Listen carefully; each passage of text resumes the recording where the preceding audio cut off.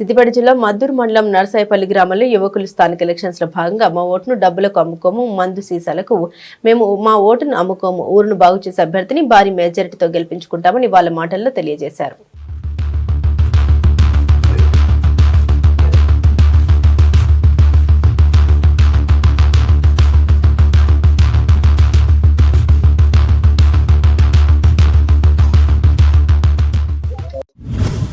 ప్రస్తుతం మనం సిద్దిపేట జిల్లా మద్దూరు మండల్ నర్సాపల్లి గ్రామంలో ఉన్నాం. అయితే ప్రస్తుతం జరుగుతున్నటువంటి ఎన్నికల కార్యక్రమంలో అనేకమైనటువంటి నామినేషన్లు అదేవిధంగా ప్రచారాలు మనం చూస్తున్నటువంటి పరిస్థితి. అయితే ఈ రోజు ఓటర్లు అవగాహనటువంటి ఆ కార్యక్రమంలో భాగంగా ఈ రోజు నర్సాపల్లికి రావడం జరిగింది.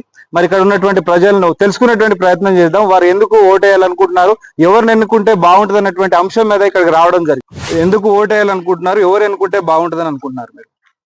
ఓకే, మేము అనుకుంటున్నామండి రామరెడ్డి అనే వ్యక్తిని మేము గెలిపించుకోవాలి. ఎందుకంటే గత ప్రభుత్వంలో జరిగిన అవినీతి అక్రమాలు, దళిత బంధు మీద తీసుకున్న అమౌంట్ ఇంతవరకు వాళ్ళకి ఇయ్యలేదు. ఇంకా అదే కాకుండా గుడి దగ్గర జరిగిన విషయాల్లో ఒక 16 లక్షల అమౌంట్ దోపిడీ జరిగింది.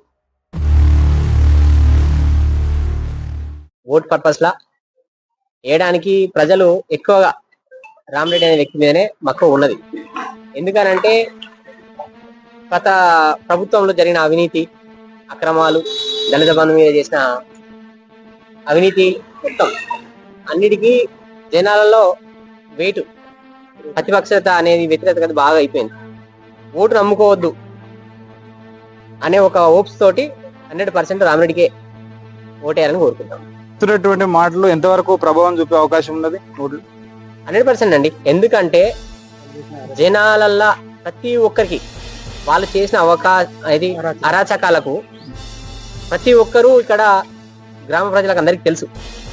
దాని విషయాన్ని అనుగుణంగా తీసుకున్నప్పుడు 100% బయటపడే అవకాశాలు 100% ఉన్నాయండి. అందుకే రామరెడ్డికే ఓటేయాలని నేను కోరుకుంటున్నాను.